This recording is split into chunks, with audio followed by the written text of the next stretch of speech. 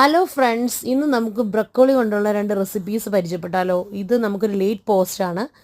നമ്മുടെ അപ്പുക്കുട്ടൻ ഇവിടെ ഉണ്ടായിരുന്ന സമയത്ത് ബ്രക്കോളി വേണമെന്ന് പറഞ്ഞ് നമ്മൾ ഷോപ്പിങ്ങിന് പോയപ്പോൾ നമ്മുടെ ലുലുന്ന് എടുത്തതാണ്.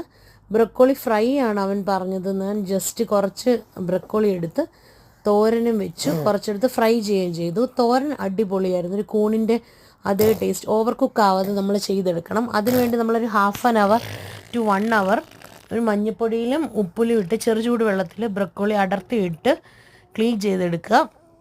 അതിന് ശേഷം നമുക്ക് ചെറുതായിട്ടൊന്ന് അരിഞ്ഞെടുത്ത് സവോളയും പച്ചമുളകും അല്പം മഞ്ഞൾപ്പൊടിയും ചേർത്ത് ഒരു മുട്ടയും കൂടെ ചേർത്ത് കുറച്ച് തേങ്ങയും കൂടെ ചേർത്ത് ചിക്കി പൊരിച്ചെടുക്കാം. അത് നല്ല ടേസ്റ്റി ആയിരുന്നു ചോറിന്.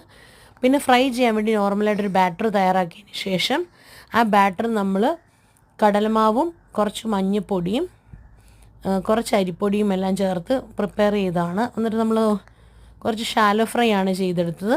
അതിൽ മഞ്ഞൾപ്പൊടി ഇട്ട ശേഷം നമ്മളൊന്ന് മുക്കി പൊരിച്ചെടുത്തു. പക്ഷെ അത് അത്രയും ടേസ്റ്റി അല്ലായിരുന്നു, അവൻ കഴിച്ചില്ല. വലിയ ക്രിസ്പിനെസ് ഒന്നും ഫീൽ ചെയ്യത്തില്ല. പക്ഷേ ബ്രക്കോളി എപ്പോഴും ഹെൽത്തി ആണല്ലോ. അത് ഞങ്ങളൊരു 4 o'clock സ്നാക്കായിട്ട് കഴിച്ചു. പക്ഷേ തോരൻ അടിപൊളിയാണ്. എപ്പോഴും ബ്രക്കോളി ഹെൽത്തിയാണ്.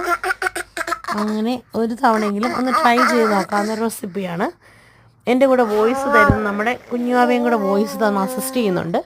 അപ്പം ഒരു മസ്റ്റ് ട്രൈ ഐറ്റമാണ് ബ്രക്കോളി തോരൻ. അതുകൊണ്ട് ബ്രക്കോളി കൊണ്ട് നമുക്ക് ഒരുപാട് ഐറ്റംസ് ചെയ്തെടുക്കാം. അപ്പം നെക്സ്റ്റ് ടൈം അടുത്ത വീഡിയോ ആയിട്ട് കാണുന്നിടം വരെ ബൈ ബൈ.